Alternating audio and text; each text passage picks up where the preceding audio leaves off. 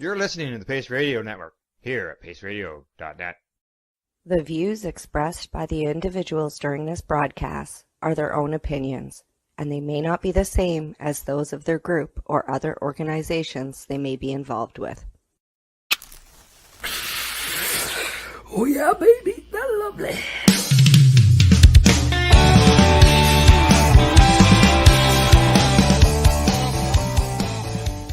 We now wander off the beaten path with an update from the Reefer Reporter. Hello, hello, hello. Hi, Rev.Kelly. How are you today? Hi, Green Irene. Hi, Green Irene. It's the green morning show today. It is. Yeah. It's yes. The Reefer reporters are both green. I love it. Wow, what a weekend, right? I think that's some pretty cool news stories. I'm filling in for Al today because he's busy with personal personal projects today and commitments. So yeah, it's not Al and Kelly, it's Green Irene and Kelly today, Rev.Kelly. That's right. I'm so excited to talk to you. I'm actually surprised you're here and awake and standing and about to read after the crazy weekend you had. You were at the Karma Cup this weekend. Right. Holy I was. moly, Green Irene. Tell us a little bit about that. Can you give us a little tidbit? Tell us what happened, what you saw. It was absolutely wonderful. As you know, Pace, we were broadcasting live for 2 hours every day, but there was just so much to cover. Over 30 vendors, which was fabulous. The music was great. The sit-down area was fantastic. Everybody was so friendly. And I'll tell you, the one thing that I absolutely love about Karma Cup, Sarah tries very, very hard to keep that legacy market and that legacy feel, that community together in collaboration versus competition, even though of course it's a competition to get the best weed. Oh, I grew the best weed this year. It's not competitive like so seeing all of the different people from all the different walks of life and all the different lifestyles and everybody just merging together with smiles and check this out, and strangers talking and milling around and the venue this year, brand new venue this year, fantastic. And I saw so many people respecting it, picking up their own garbage, which was nice. Clean up at the end of the event was very easy. I mean, if everybody chipped, many hands make for little work, right? So of course, that being said, everybody chipped in a little bit. My guys chipped in, cleaned up some of the picnic tables, but by 6:30, it was so close to being cleaned up and out of there that I think it was a fantastic year, right? Wonderful. That's nice to hear everybody coming together like that. That's really cool. That's really cool. It really is. I love the Karma Cup. It's just such for cannabis connoisseurs or cannabis lovers, anybody who's in the cannabis community industry, Karma Cup is the event festival of the year for sure. It's the culmination of everything, right? Great products, great entries this year. I'm really looking, I know this year just barely finished and I'm looking forward to next year, but first I need a couple weeks rest. Right. Yeah, I saw some of those products. Oh my God. The things that people were trying out, and congratulations to all of the winners. And I was seeing it flow through Instagram, and my goodness, what a wonderful time everybody looked like they were having. Oh, those caviar diamonds, beautiful high terps. The bud from the Cannabis Wonderland. Dirty Dave was awesome, making sure everybody always had a joint in their hand. So cool. So cool. Right? Yeah. Right. And the glass art. Oh my God. And the paintings, the mirror. Oh, I could go on and on our entire show, Kelly, but what we should probably do is get to the actual news. Well, thank you for sharing the Karma Cup anyway. Make us feel like we're there. Yes. Well, I hope everybody gets to attend next year that would like to attend. This year, we gave away some free tickets from Pace, and I'm sure we will again next year, as well as a lot of the exhibitors did as well this year. So that was really cool. Nice time for everybody to come together. Yes. And especially for newbies. to come and check it out and see all the different strains and types of cannabis consumption and what the community, and again, helps to remove that stigma that's associated, right? So, yeah. Very cool. Okay. Very cool. Let's get started with our very first story, which is unfortunately sad news to follow. Let me just make sure that I've got that in place. Do I? Yes. And we're just way down at the bottom because I was already reading. So here we go. Yeah, this was very sad news today, Kelly. Came from the Daily Mail. Former UFC fighter and TUF winner Elias Theodorou. Pardon me, I can't pronounce his name properly. He dies after age 34 after a battle with liver cancer. Yeah, that was it's going to be a little hard to get through this one. He was a real champion for the cannabis community, and I've been following his career for as long as he has been open with his cannabis use. And so I actually have a picture up of me on social media with him from this past summer's Kind event. He impacted us in a great way. So we're sending blessings to his family today. That's for sure. He passed away yesterday after a battle with cancer, having not made his illness public before his death. We had noticed when we saw him in the summer, my husband and I, who knows him from the fight world, we had noticed that he was looking a little thinner and a little bit more worn. And we said something like, what's going on with Elias? But he didn't make this public, Irene, at all. Oh, wow. He didn't know. Wow. Well, and when it comes to illnesses, this is how a lot of people do feel. Right. It's a very personal thing. They keep it private. And this is, again, one of those reasons why we should never really judge making assumptions or judge based on assumptions. It's important to find out all of the facts. Absolutely. And yeah, and now you say you and your husband did notice that there was changes.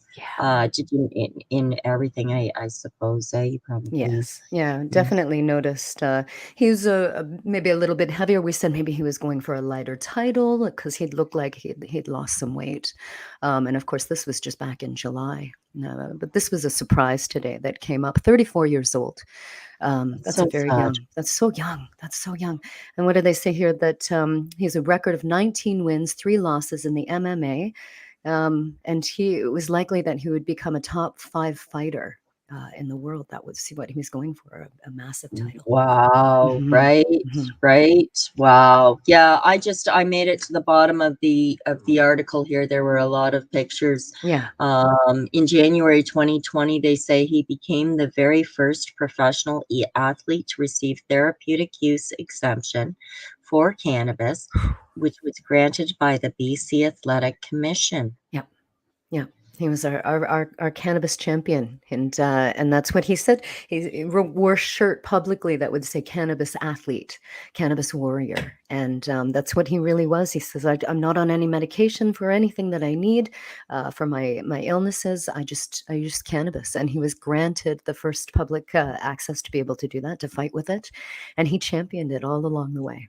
So how beautiful, and what a legacy to leave. I mean, passing on, unfortunately, at 34 is so young, such a short life.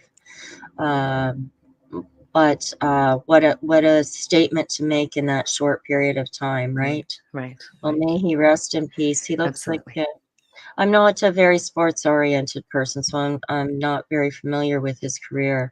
But thank you very much for sharing your own personal experience on that subject. Yeah, he's a funny guy. He was he won the O Cannabis Award last year for social media presence because he's just a funny guy who would always post funny memes. He would pop his little beautiful head on top of a Donald Duck body or something and he'll make a cannabis joke. So he was really, really loved in the community just because he was, of course, forward thinking and voice for it, but somebody that was really a good guy to get along with and everybody's friend.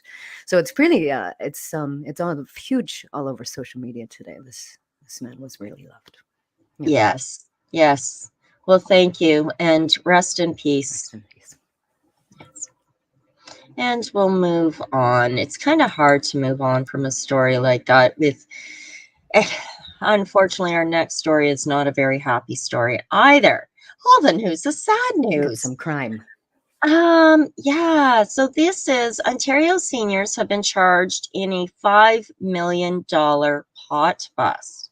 Right. So this has been put out by CTV News in Barrie. So that's my old stomping grounds, or my home area right. stomping grounds, Caledon. Mm. Not specifically, but in the neighborhood. They're Well, saying here I don't think they that have any names. Maybe then you know them. I haven't gotten to the names yet. Maybe I do. It's a small area. It's a small world, Oh, wouldn't actually. that be But so funny?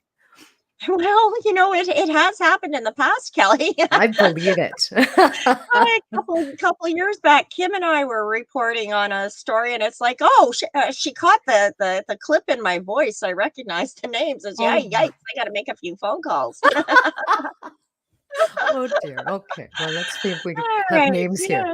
yeah. So our two Caledon men, they were in their late 60s, are facing charges after the OPP says it dismantled an illegal cannabis butane oil production, which of course we know means concentrates, right? Of course. Yeah, go ahead. Now, police say the two were involved in the unlicensed oil extraction lab in a greenhouse on the property on Patterson Side Road in the town of Caledon. Yes, the investigation into the outdoor cannabis operation had started in July of 2022, and investigators say that they seized a street value. Okay, a street value Yes. of $5 million in cannabis, including 500 fully grown plants, Right. 16.5 kilograms of butane cannabis oil, 9 kilograms of hash, and around 730 kilograms of other cannabis in various forms. So they're 65 and 67, and they're going to appear in court in November, but it doesn't have their names, Irene. So they're they're No. anonymous for now. Yes. I'm not going to make any phone calls yet. That's not true. I find this very sad because okay, these guys are facing 3 different separate drug charges. Right. They're scheduled to appear in court in November. Now, I get it. This is an illegal operation. I get it. When you're dealing with butane, things are not safe. But between you and I and our listeners, I'm guessing that at 60 and 67 years old, or 65 and 67, these guys are old school hippie hangovers. Yeah. That's not an insult. Yeah. They know what they're doing. They probably had a little home base operation that they Right. may or may not have been helping patients with, Yeah. right? It reminded me of the Mend with Dignity fellas up there in Meaford. Doing the same Yes. thing. It reminds me, or Jack Kungle, that's around his age too. So making medicine probably for themselves and maybe their community. And of course, they're busted now. Yeah, and we've got to pay attention. We've got to be careful with news too. Is one of the objectives when you're in the media is you want that sensational headliner, right? You want that sensationalism for your story. So things aren't always reported as they may seem. Please read between the lines. Right. I highly doubt that these guys are extreme criminalists. No. I highly doubt that there's $5 million worth of pot there too, according to them, right? Thank you. Yes. So true, right? Like, I mean, when we look at the value, it's interesting because when we look at what they consider the value, I mean, that whole plant is being weighed as value for street value. And that maybe 20% might be flower, if it's even in flower yet. Right. So all those beautiful plants being pulled apart and now just probably burned. Yeah. So, well, and you know what? I'm looking, they don't say that this is the picture from the location. Right. So it may not even be their picture. No. So those poor, beautiful baby girls maybe are still growing nice. Okay, let's hope. Yeah, fingers crossed. Let's move on.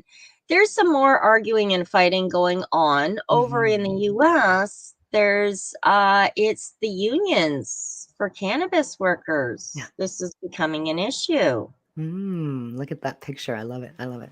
It's two unions are racing each other to organize cannabis workers, and they're not working together, creating an unspoken line of strife within the labor movement.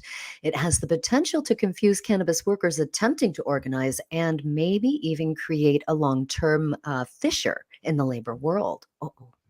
Yeah, this fracturing inside the cannabis community since legalization is very frightening. And this is just one example that has, perpetuated out of that. At the Right. center is a growing fight between the United Food and Commercial Workers and the International Brotherhood of Teamsters. Mostly, the two unions have been separately racing to organize dispensaries and cultivators with very little strife. Mm. But on occasion, the two unions have directly clashed on work sites, competing in elections for the very same workers. Uh-oh. Unions Mm. generally deal with well-established, stable industries. In that way, cannabis is unlike most other businesses. The cannabis industry is a complete greenfield for unions that historically nobody had ever attempted to organize because it creates a class of workers that didn't legally exist until recently. Now, for labor unions, this is an exciting prospect since it creates a whole new pool of workers that could provide dues and political power to the unions able to organize them. Yes, yeah. According to the union officials speaking to Grown In, which is where we're reading this article from, off the record, that is, almost 2 years ago, the United Food and Commercial Workers was blessed by the AFL CIO, which is the Executive Council, the top arbitrator between American and Canadian labor unions to organize the cannabis industry. Now, the decision made historic sense since the UFCW represents retail workers, like most grocery store workers and food processing, and alcohol distilleries and meat packers. All right. But Yeah. among unions, UFCW is considered underfunded and a weaker organization than others. This is largely because UFCW mostly represents low wage workers and recent immigrants, unlike many industrial or government worker unions who tend to charge higher dues from higher earning workers. Oh, I like these guys. The UFCW seem like the underdog.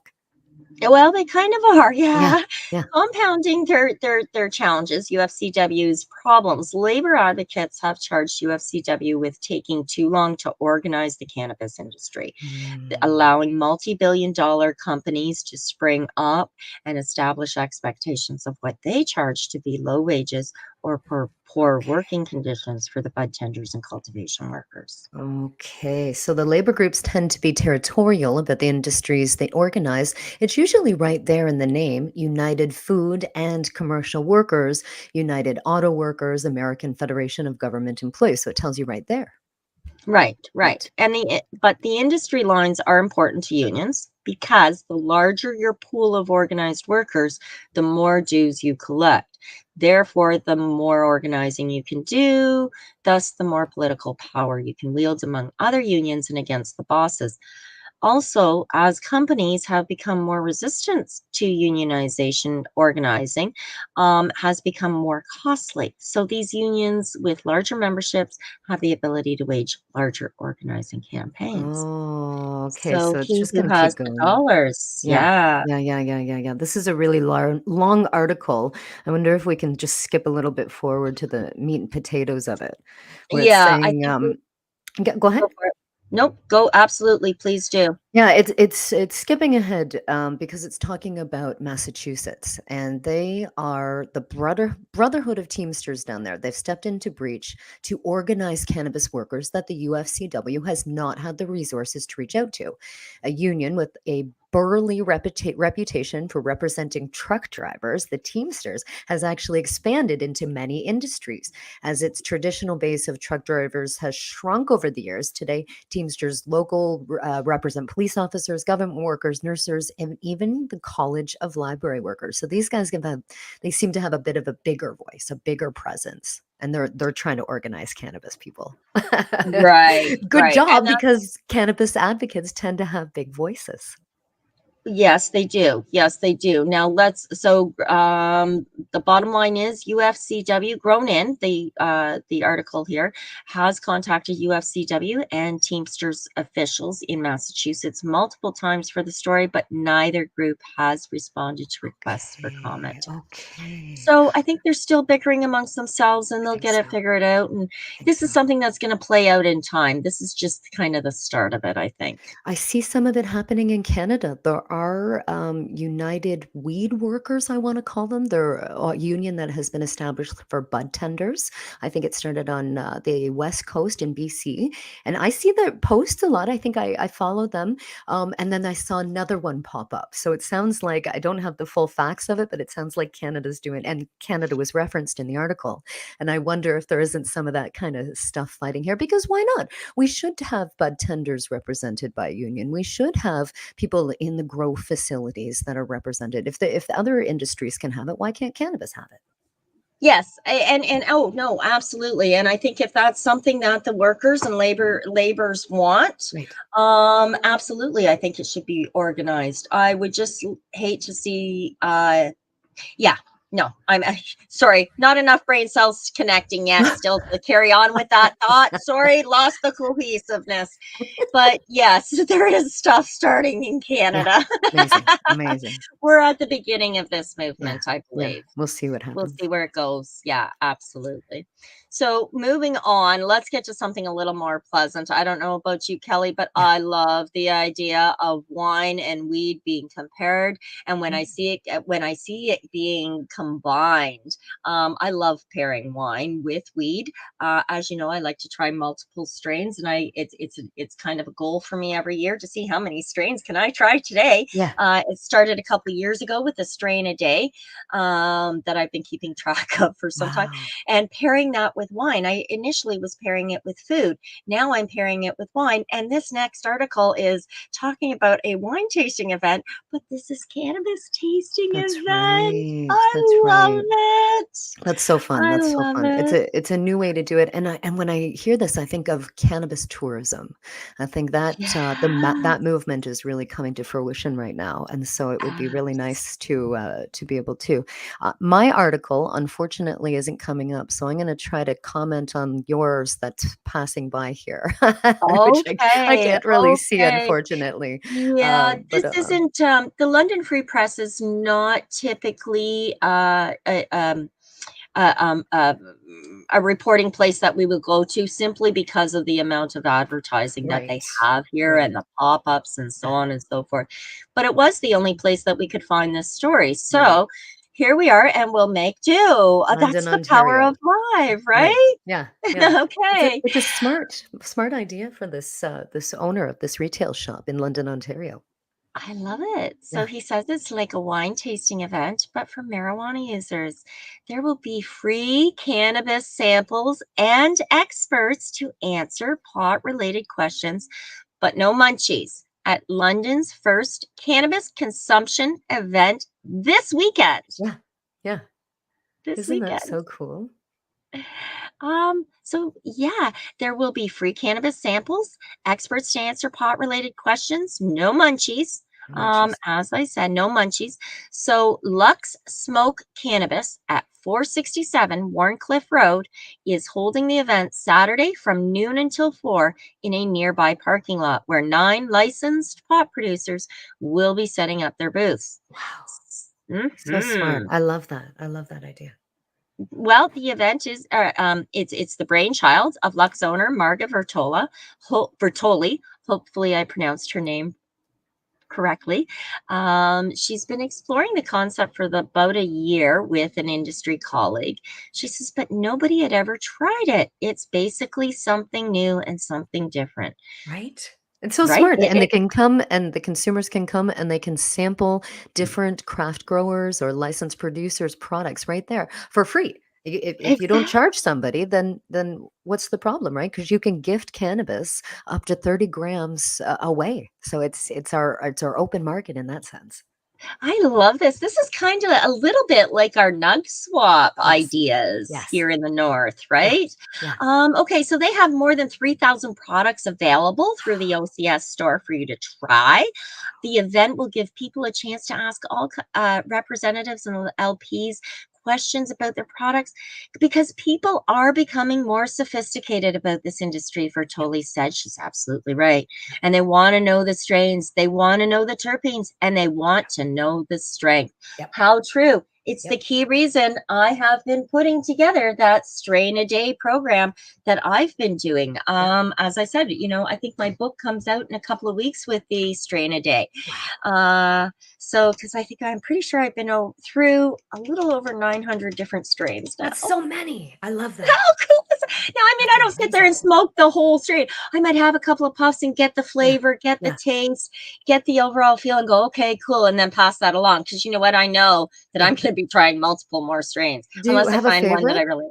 What's your I favorite? have multiple favorites for different events or different Okay. feelings, different Okay. emotions. Okay. But when it comes to fighting fibromyalgia, Purple Project has yet to be beat. It is by far the absolute best. It's a Okay. cross between Granddaddy Purple and Chemdog, and it seems to really hit the Wow. mark. I love both of So, those. Both of those yeah, are legendary landrace strains. right? Yeah, And for sure. they're the perfect combination to breed Purple Project, which it seems to be that amazing all around Yeah. for fibro patients. So cool. Awesome. Yeah. Now here's something really cool. So you can go and test the weed, but our next article is from the Yukon, and it's telling us how there's a cannabis survey across the north to pay entrants $20 Ooh. to enter the cannabis survey. Kelly, if you don't mind taking this for a moment, I just have to break just for a really quick second here. Absolutely. My apologies if I can just leave you with the Yeah. camera for a moment. I'm gonna All read right. this. I'm gonna read this. I Awesome. love the Great. Yukon. Thank you. They will be getting a card in their mailboxes with an offer that they just shouldn't refuse. Health and Welfare Canada is funding a study that pays $20 to people with a mailbox and an email address willing to answer an online survey about cannabis and a few other drugs. Now, the survey will span all 3 Northern Territories and runs from September 12th, today, to October 31st, Halloween. Insights from the survey will be used to improve aspects of legalization, regulations, and policies. Now, the researchers want to find out what types of cannabis are most used and not used by people across the North. The research in 3 territories is a subset of larger international cannabis policy research study that will be conducted in all of the provinces, as well as the US, New Zealand, Switzerland, and the UK. Well, how interesting is that? I'm $20 to actually get in on the survey. it's I'm friends with Ross McLeod, who's up in the Yukon. He has a huge cannabis community up there called the Friends of Cannabis Yukon, and they just did their first cannabis cup up there. So I'm thinking that they can really tap in on that community, and I'm going to send this article to Ross after the show for sure. Oh, fantastic. Fantastic. I was thinking, yeah, I have been closing them down. I don't want to close this one down. Yeah, it's a good one here. Yeah, very good. Pardon me. Okay, so the principal investigator, David Hammond, he's got the PhD, the research chair at Waterloo University, spoke with the news on August 31st. And he said that the regulatory process around cannabis products is not complete, making guidelines and rules especially challenging because of the many different types of products and ways that it can be ingested. So he's saying no other substances are so varied in their form or how they can be used, which is very true, right? Adding that users, their reasons for using cannabis can be quite varied as well. People self-medicate. We do it recreationally. We use it for pain relief. We use it as a sleep aid. Potency can be problematic for regulators. All of this is a great reason to get some of this testing and studies done, right? Absolutely, absolutely. Now, he reminds that most used drugs, tobacco, alcohol, and he's referring to cannabis as a drug, that there are legal, and the heaviest consumers live in North America, saying years of regulation of tobacco and alcohol have not got it right yet. Okay. Okay. And it's not wrong.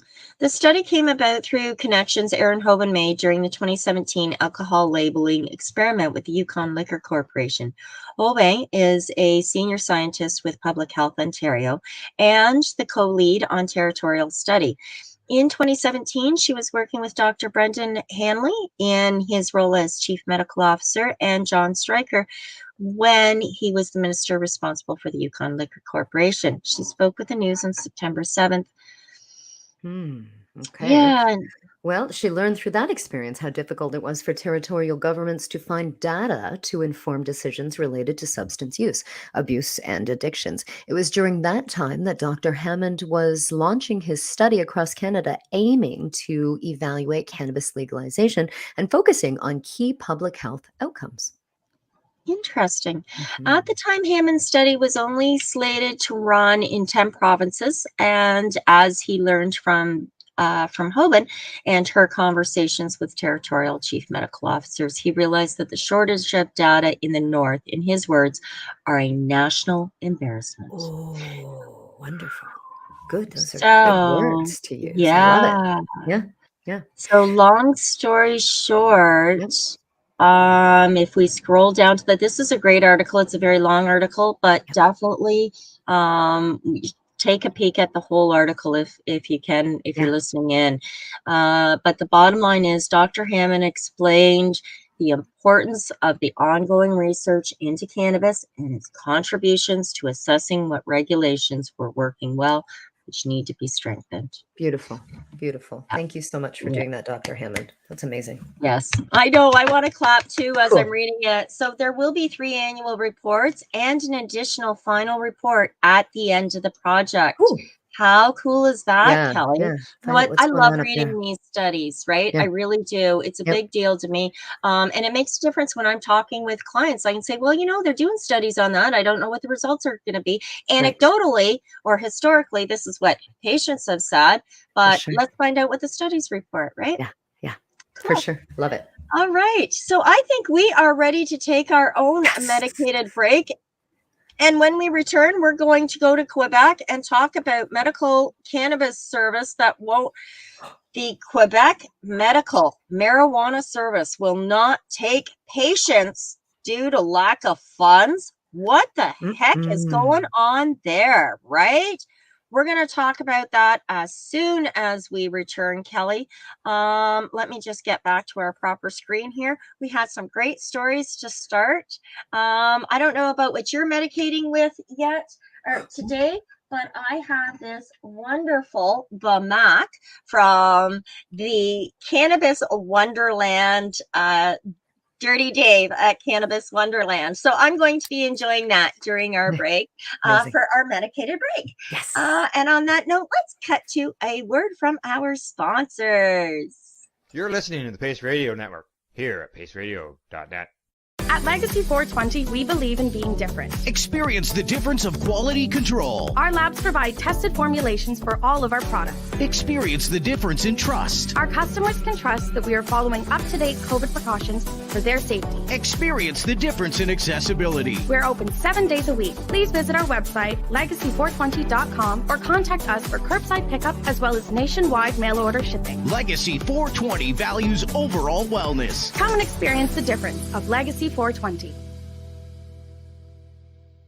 Growing your own vegetables, flowers, or even medicinal plants can be a challenge without the right equipment and proper know-how. At BMA Hydroponics, not only are they your urban horticultural experts and suppliers, but their staff holds the customer's needs paramount to making a sale. Family-owned with decades of experience and knowledge, they offer free advice in person, by phone, or email. BMA Hydroponics wants to ensure you have the advice you need, which is why you'll find tips and tricks on different ways to grow, like wick, ebb and flow, drip, or aeroponic system, as well as other helpful links at bmahydroponics.com. If you can't find what you're looking for, just let them know, and they'll do everything they can to get what you're looking for. At BMA Hydroponics, each staff member also possesses a federal exemptee MMAR license, making their strong suit empathy, experience, and dedication to their customers.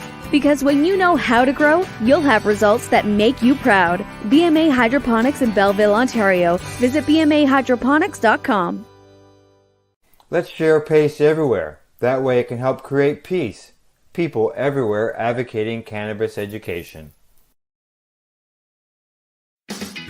Enjoy the buzz of legalization with Campbellford Lifestyle Shop. From lights to plant nutrients, books, consumption accessories, and more, we've got all your basics to grow or consume cannabis. Visit our info center or take a look at our piercing services and body jewelry, now available in-store through Campbellford Lifestyle Shop, 17 Bridge Street West, Campbellford. PACE Radio is the People Advocating Cannabis Education Radio Network. CP operates a medicinal cannabis signing clinic. If you want to grow your own medicinal cannabis and are located anywhere in Canada, then I'd like to suggest that you give them a call. They can be reached at 1-613-967-9888. That's 1-613-967-9888, and grow on with CP. A doctor's job is to relieve your pains, and when it comes to growing cannabis, the biggest pain is trimming. Let Dr. Buck Cannabis Trimming Solutions take the pain away. Whether you're a home grower or a commercial operation, we have the cure. From 4 plants to 400 plants, garden size doesn't matter. Dr. Buck Cannabis Trimming Solutions comes to you with years of experience and professional discreet service. It's simple. We trim your weed, and we do a damn good job. Visit drbuckcts.com to book your trimming. We are people advocating cannabis education here at paceradio.net. Hello, and we're back. How was your medication time? So good. So good. Me too. I really enjoy that meditation time. I get to do that deep breathing again and get back and, kind of fluff off some of the bad news, right? And come back to being in a positive place. And on that note, we got some interesting articles coming up, Kelly. Our very next one is sadly disturbing to me, unfortunately. Mm-hmm. Let me get to the start of the article here. I have my grumpy face on reading this one. Yeah, Mm-hmm. Right. Mm-hmm. And it's how whoops, sorry, wrong one. This one. Real bad, sad stuff. Yeah. Quebec Medical Marijuana Service will not take new patients due to lack of funds. Santé Cannabis asks for more funding from public-private sectors. Mm-hmm. Mm-hmm. It reads, ever since she was diagnosed with Crohn's disease at 16, Rebecca Fogel has been in and out of the hospital. She was prescribed opiates to manage her pain and eventually became dependent on them. Yes, one physician she saw had previously worked with Santé Cannabis and suggested she tried medical marijuana to manage the pain without opiates. That referral, the 28-year-old says, changed her life. Wonderful. I can attest to that, but carry on. Wow. Saying that we structured a treatment plan that was personalized for myself. And since then, I haven't had to use opiates unless in crisis. Strong statement there. Mm-hmm. Well, it really is. It's a huge statement. And there's a few of us around that can attest to that. But not everyone will have access to the care that she got that saved her life. Santé Cannabis is in trouble and just announced that it will not take on any new patients due to the lack of funding. Go ahead. Oh, I was just going to carry on. The organization, which provides patients with resources on where to find and how to use medical cannabis, has relied on public funding and private grants from the marijuana companies up until now. With this pandemic hitting the pot industry hard, companies started pulling their grants, leaving Santé Cannabis dry. Of course, we hear of this daily.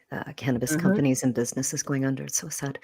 We had to scale down our staff to be able to focus on the continuation of care to our current patients, said Erin Prosk, who's the president and co-founder of Santé Cannabis.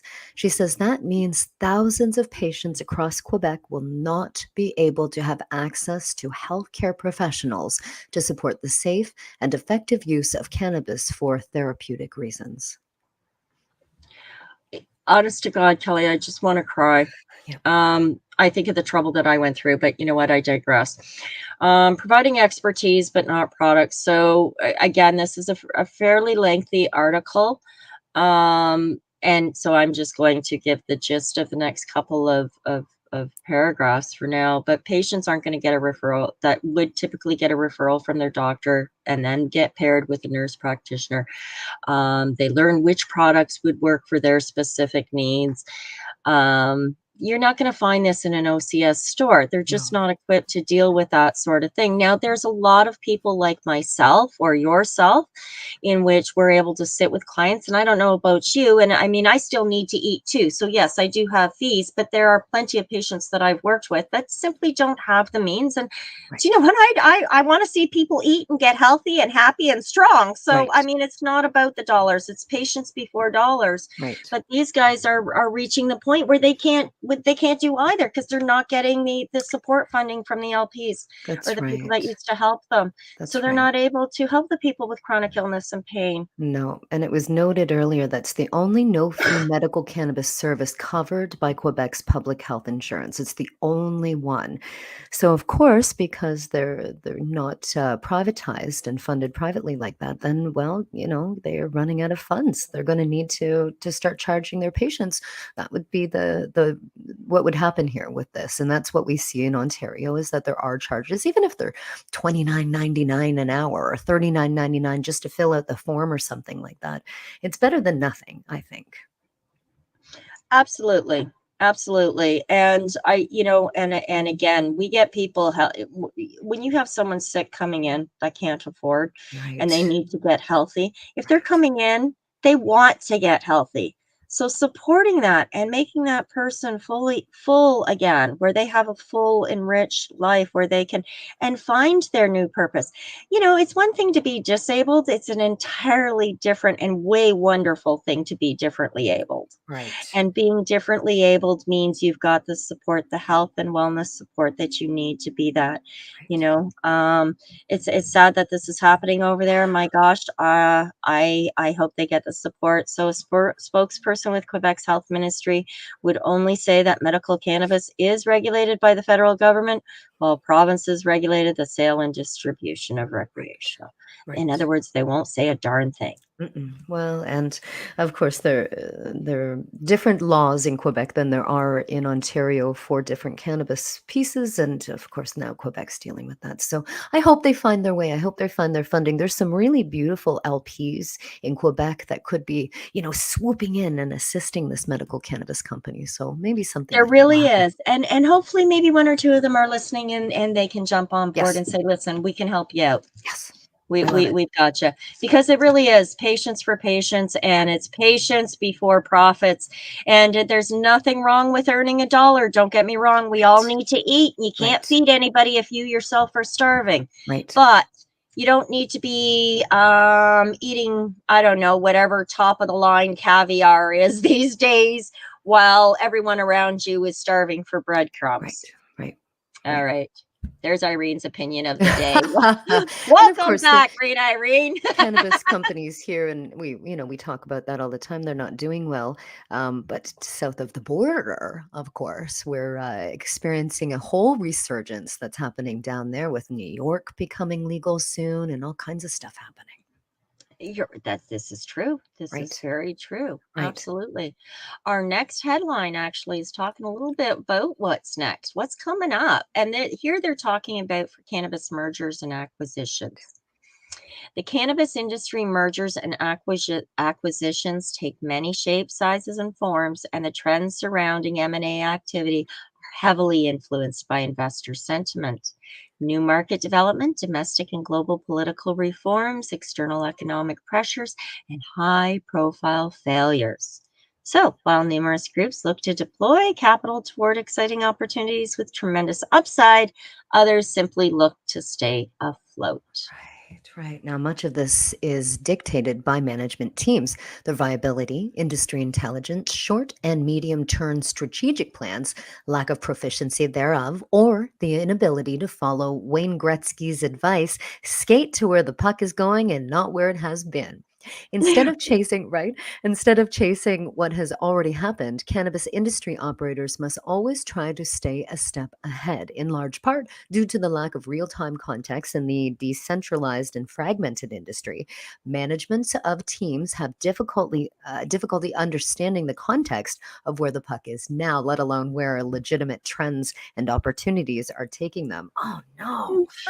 Right. I mean, it's just so true though. It really is. I mean, we're such a nascent fledgling industry right now I mean, you're either going to be premature in the next step forward or you're going to be a pioneer. But it really is a 50-50 gamble for something new and innovative. And the Cannabis Industry Group at Clark Hill has created various webinar content addressing what issues to be aware of for seamless post M&A integration. I hate using the word marijuana, so I apologize that I change it, but I do. In the cannabis industry, traditional insolvency and bankruptcy protection are unavailable. Thus, we have detailed various industry-specific due diligence tools that can assist companies in assessing potential acquisitions and investment opportunities. There are similar tools that can assist companies in obtaining real-time snapshots of their financial and operational health. And all of this is to help answer the question, how do cannabis businesses effectively leverage the legal and business tools on a regular basis and have sustained accordingly, right? Wow. And we're talking American. This is an American article. So anybody that has lasted so far in a country that is still federally illegal, those are the guys that they should be talking to and looking at. Now, numerous cannabis industry entities, they're in denial or they are insistent on doing business the same old way. This industry is too dynamic and ever-changing to fall into the latter category. Leadership stubbornness combined with the phone notion that this industry is just like any emerging market has led many companies to financial ruin. Of course, many of these verages are addressed in the recent Forbes issue, Marijuana Meltdown, indicating that it is indeed hard to sell legal cannabis. And they could be writing that for up here in Canada as well. Yes, actually, if you read Marijuana Meltdown, and a fantastic article, as soon as I saw it, I went, "Oh yeah, I remember, reading that a little while back."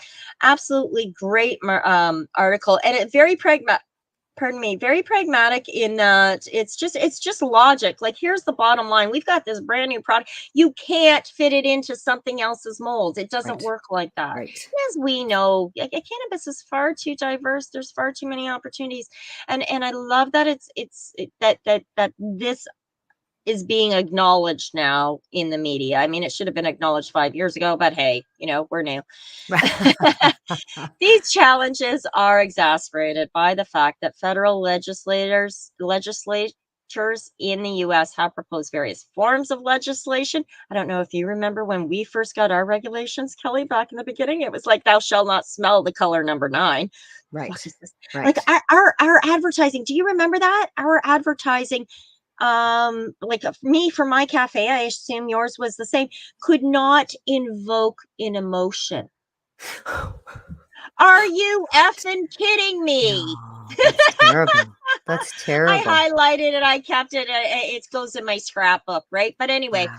so they're trying to find a way to form legislation such as Safe Banking Act. They want the Climb Act, which is to purport to address at least some of the issues. But at this point, it's gone nowhere in Congress. As a result of these challenges, the financial market servicing the domestic and global cannabis industry, they've moved exclusively toward a debt financing model because they don't have any other options. For now, the days of wanton equity investment with enormous variations or valuations seem to have passed. Even the days of convertible notes structures have waned. Okay. So this gentleman concludes this article by saying, as I have stated previously, these trends and challenges always represent opportunity rather than ruin. It is only a matter of time until the next rapid industry change shuffles investor sentiment yet again, and many will have to adapt accordingly. Will the industry learn? I think this is such a pessimistic way to look at it, and which is sad, is because like I said before, New York is just becoming becoming legal. They're popping up shops everywhere. They're getting ready. They're so excited. Remember how we were back in like 2017 or the beginning of 2018, how everybody was just so excited and ready to go. And Michigan in 1 year made $1.2 billion in cannabis. That's one state. So this guy's very pessimistic. I don't think it's going to go that way. I think that they're going to learn their lessons from what's happened over the last 5 years in California and Portland, and even us up here making mistakes. And I think when the US finally becomes legal, they're going to do a good job. I think they will. Yes. Well, fingers crossed. And yes, we can only hope. And there's going to be mistakes. It's like parenting, right? Right. It doesn't matter how perfect you are. Your child will tell you where you made mistakes. That's true. That's true. And this cannabis is a baby. It's a fledgling industry. We're all going to make all kinds of mistakes along the way. Yep. And so having a pessimistic viewpoint, because you know what, let's face it, we don't only want to listen to it's going to be wonderful, lovely, fluffy either. Right. So Yeah. I really do like to take a look at both sides of the coin. And yeah, I agree with you though. I do think it's going to go a lot smoother than this writer shares. Amazing. And Germany. Let's talk about that next, because that's so exciting. German cannabis imports growing as Canada's leading share wanes. But look how cool it is that Germany's legalizing like this, right? I know yes, it's beautiful to see.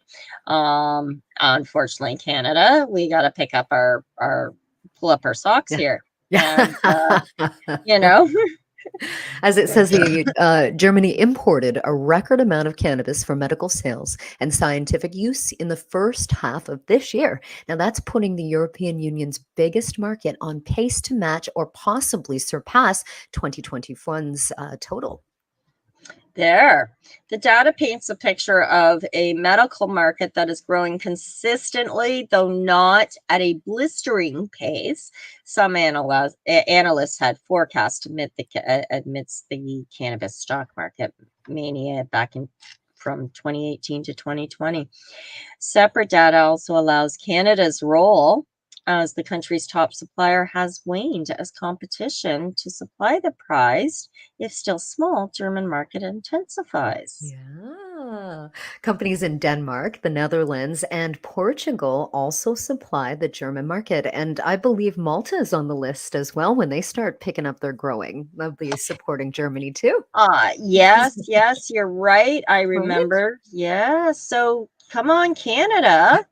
Imports of dried flower and extracts through the first 6 months of 22 equaled a little over 10,000 kilograms, so 11.6 tons, which is 6.1% higher than the first half of last year, when just shy of 10,000 kilograms were imported, according to the data from Federal Institute for Drugs and Medical Devices. Dried cannabis is accounted for as a weight in kilograms, while extracts weight is calculated as the amount of dried flower used for the production of the imported extracts. Isn't that interesting? Did you know that? No, but I love the numbers here, that's all being imported into Germany. Little Germany is getting all of this cannabis. I love this. This is amazing. Yes. Well, in all of 2021, they imported over 20,000 kilograms of cannabis for medical and scientific purposes, which was obviously a substantial increase over its 13,000 kilograms in 2020. And less than 10,000 kilograms in 2019. So that's incredible to hear this. Imagine what's happening over there. And now when they become, so they are medically legal and on their way for adult use. I believe that's where Germany is at with that. But imagine what's going to happen when they're legal completely. They're going to just be able to start growing their own and they're not going to need us at all. That's it. Well, and you know what? To be self-sufficient is ultimately what each country should be aiming for, I believe. Absolutely. I think it's important to grow our own. Yeah. So Canada's role in all of this, Canada is being challenged. Canada remained Germany's top supplier in 21. Separate German government data shows. Last year, Canadian licensed producers shipped 6,493 kilograms of medical cannabis flower and extracts to Germany, which accounted for approximately 1/3 of the country's imports. However, that percentage is falling. Uh-oh. They accounted for upwards of 38% of all Germany's medical cannabis imports since 2017. That's according to a report by Der Spiegel newspaper. The data suggests that although Canada maintains its leadership position as the #1 exporter to Germany, it's being increasingly challenged by other countries. And why wouldn't it be, right? I mean, I get it. So after Canada, the top suppliers to Germany in 21 were Denmark, Netherlands, and Portugal. But another reason for Canada's diminishing role in Germany's import mix might stem from some Canadian companies shifting production from their facilities to Europe. Oh, okay. So Edmonton, Alberta-based Aurora has been supplying the German market primarily from Canada, but the receipt of European Union Good Manufacturing Practice certification for its Aurora Nordic facility in Denmark, September 11, 2020, allowed the company to transition the supply of product destined for the EU markets from Canadian facilities to Nordic. Oh, it changed that. Yes. Okay. So basically, it's still a Canadian company, but because it's in a different location, so Nordic location, obviously the European Union, and because everything got changed around, so now Aurora is shipping out of Denmark to Germany. Right. So Aurora shipped medical cannabis from Denmark to Germany. So it's no longer coming directly from Canada, even though it's a Canadian company that originated in Denmark. So yeah, it is kind of interesting. It's fun to learn the history of this sort of stuff too, right? For sure. So I want to try European weed. I want to try it. Really? Okay. Yeah. See, I'd love to go to Amsterdam, but I didn't even know Amsterdam existed until probably, 10 years ago when I joined the cannabis community. Yeah. But so yeah, it's kind of cool. Try it. Growth is impressive, not exponential, they say. Businesses that are eyeing the German import market are warned against buying into any forecasts of exponential growth. Okay. Wow. Yes. Incredible. Yeah, a very long article again. Yep. In the end, Zurich's report asks, are we putting too much attention on Germany, a market that we estimate has, at best, 300 million euros in medical cannabis sales at present? The answer, according to the report, will come down to the structure of the future German recreational cannabis market, which will determine its size and profitability. Yeah. Well, that's very pragmatic. Yep. Wouldn't you say? That's okay. That's okay. Yes. What they should be doing is concern about access to cannabis for patients that need us rather than, well, we're only going to make 300 million euros on it. So why are we focusing so much? Okay, let's heal the people. That's more important than your dollars and cents. Fortunately, they are talking a little bit earlier on that there's approximately an estimated 80 million euros that would be going into extracts. Then there's, so they've actually done their numbers pretty judiciously. Like Yeah. Let's move over to Africa. Good stuff here too. I grabbed this article accidentally because I saw psilocybin, right? And I know that we do a Mushie Moment. This is not our Mushie Moment. This is still a cannabis moment.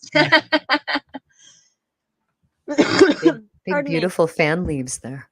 I love those big fingerlings, right? I think that's so pretty. But the Kelly, Africa is about to get its first listing of a medical cannabis focused SPAC, or special purpose acquisition company.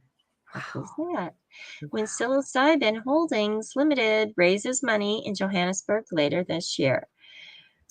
I love their name, Cybin. I love that. Yeah, I know. The companies, they're seeking as much as 2 billion rand, which is 114 million US.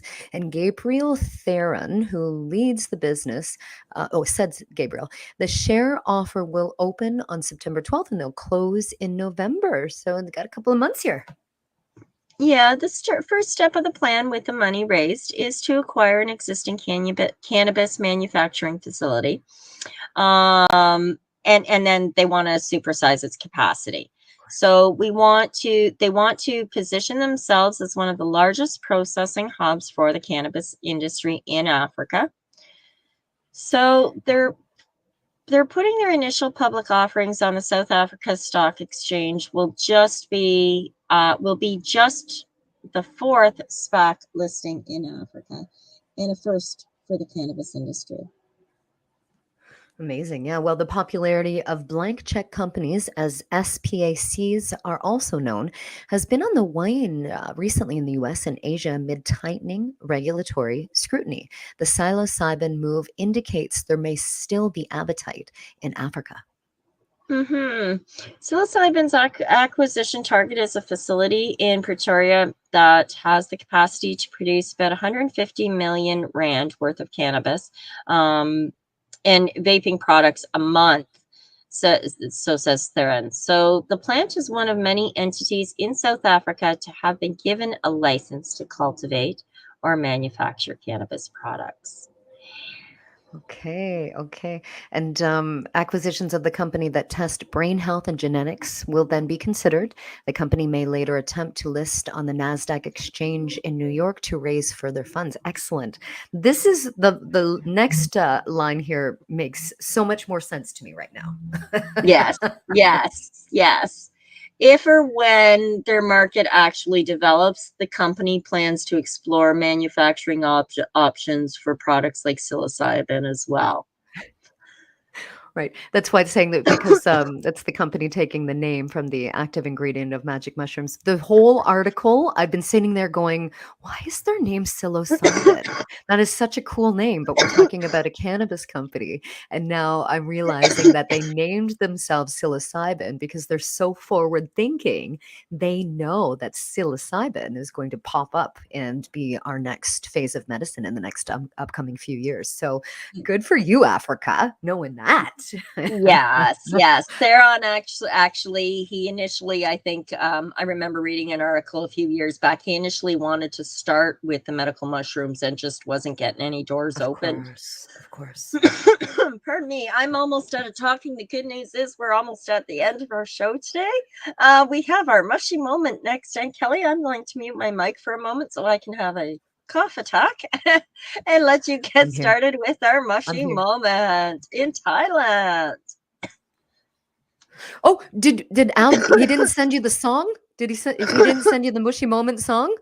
Oh, I'm sorry. I was waiting for it. I was like, because every time he plays it, I dance. It's a little Mushy Moment song, and if he's listening right now, he's gonna think I forgot to send that. Okay, let me play our Mushy Moment song. I didn't know we had one. Here we go.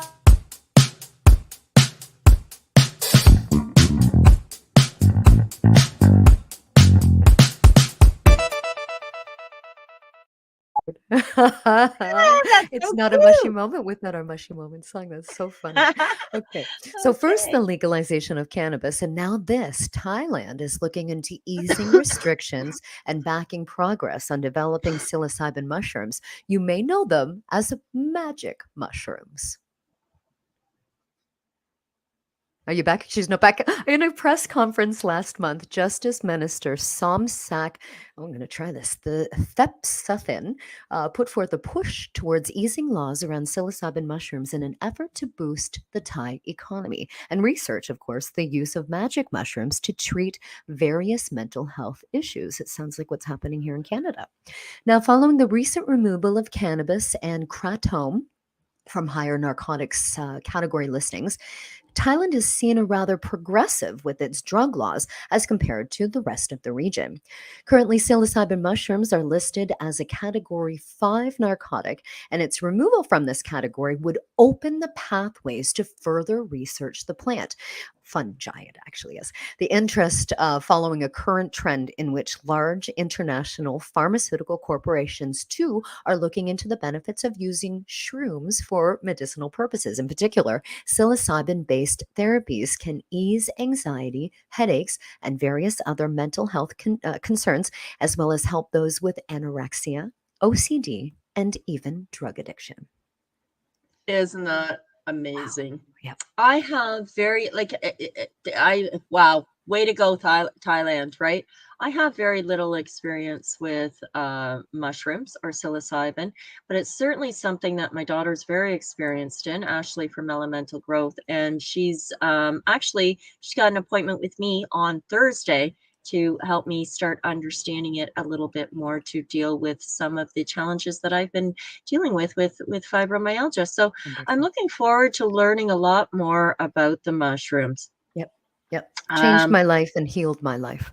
It helps with so many things from what I hear, right? And so this is certainly, as the article says, certainly a step forward in the development of alternative medicines in Thailand. It would also cast a spotlight on the off-brushed, under the rug mental health subjects in the country. Absolutely, right? And even I myself, it's something that I struggle with, because we struggle with chronic pain. I do struggle with maintaining a more positive attitude without having, sometimes it's a struggle to not trip over into that pity pot, but to go, oh, there's the pity pot, keep walking, come on, you can walk this off, right? And mushrooms, from what I understand, have been instrumentally helpful for a lot of people with OCD, ADHD. I understand it's really good for it. Pick me as a subject for study. I have that too. I found that what it helped me with the most was ego death, an insight into my own ego and my place in this world in relation to everyone else, certainly around me, but everyone else in life. And mushrooms really helped me understand that for sure. Oh, very cool. Very cool. Yes. It's, as I said, it's something I'm definitely very interested in getting into, for myself and many patients too. Right. So, right now, to finish up our article, unlike cannabis and, kratom, did I pronounce that properly? Yeah. Kratom. Okay. The movement is not to legalize mushrooms for recreational use, as these may still remain dangerous in the realm. Currently, selling magic mushrooms can lead to 15 years in jail time, with high fines for sellers, as well as 1 year jail time for and a THC. Oh, wow. So, yeah, Thai farmers could legally farm the mushrooms ultimately. Right. That would be nice for medicine. Yeah, not for recreation is what it's saying. That's okay. No, that's exactly why I'd love to see it legalized, right, Kel? Yeah. Okay, you know what? It's so easy to call you Kel instead of, and if I ever call you Belle, it's the French version of Belle for beautiful. My sister's name is Kellyanne, and so I used to call her growing up Kel Belle. And it's, the beautiful Belle, right? My beautiful Kelly. She's a lot younger than me. And so if I ever do that, and you both have blonde hair and you both have that beautiful face. And so thanks, Irene. Yeah, so if I ever call you Belle, I apologize. Okay, we're sisters now. I think you've just adopted me. Yeah. I think so. Okay. Okay, good. So what a wonderful day in news. There was some sad stuff, some angering stuff. It was definitely an emotional roller coaster ride, as per usual with Reefer reporters. That's right. And enjoyed starting my morning with you today, Irene. Thank you so much. I really enjoyed our chat today. Thank you, Kelly. And thank you to our listeners for tuning in. As always, your feedback is genuinely appreciated. Please like and share our newscasts, our shows with everyone. Share them through your feed. We're broadcasting everywhere. You can catch us as a video feed as well as an audio feed on the podcasts. I don't remember what all of them are. My throat's done. I'm so done talking. Thank you, everybody. Did you have a shout out for anybody, Kelly? I love you all. I love you all. Blessings to you all. Go and consume your cannabis intentionally. Absolutely. Yes. Go consume it intentionally. I love that. I'm about to. And then I'm going to bed for a couple of hours. Have a great day, everybody. On that note, we're out. That's Green Irene and Rev.Kelly here on the Pace Radio Reefer Reporters for September 12th, 2022. Oh, yeah, baby. That's lovely. You're listening to the Pace Radio Network here at paceradio.net. The views expressed by the individuals during this broadcast are their own opinions, and they may not be the same as those of their group or other organizations they may be involved with. BMA Hydroponics has everything you need to succeed. Visit our hydroponics superstore at 404 Maitland Drive in Belleville, and we'll show you how to grow your own quality cannabis for pennies per gram. We're open Mondays, Tuesdays, Wednesdays, and Saturdays from 10 a.m. to 5 p.m. and Thursdays and Fridays from 10 a.m. to 7 p.m. Call 613-967-9888. BMA Hydroponics. It's worth the drive. The only way to go. At Legacy 420, we believe in being different. Experience the difference of quality control. Our labs provide tested formulations for all of our products. Experience the difference in trust. Our customers can trust that we are following up-to-date COVID precautions for their safety. Experience the difference in accessibility. We're open 7 days a week. Please visit our website, legacy420.com, or contact us for curbside pickup as well as nationwide mail order shipping. Legacy 420 values overall wellness. Come and experience the difference of Legacy 420.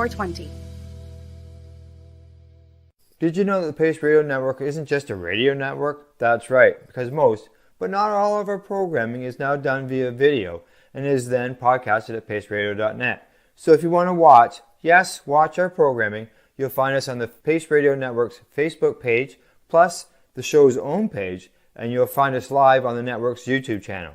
And don't forget, you can find it all, video and audio, at paceradio.net.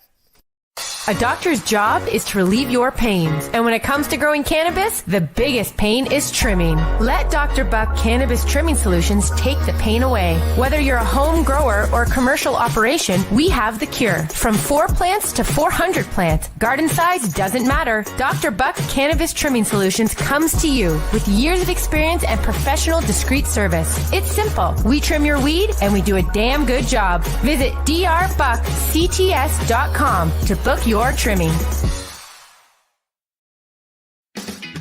Enjoy the buzz of legalization with Campbellford Lifestyle Shop. From lights to plant nutrients, books, consumption accessories, and more, we've got all your basics to grow or consume cannabis. Visit our info center or take a look at our piercing services and body jewelry, now available in-store through Campbellford Lifestyle Shop, 17 Bridge Street West, Campbellford.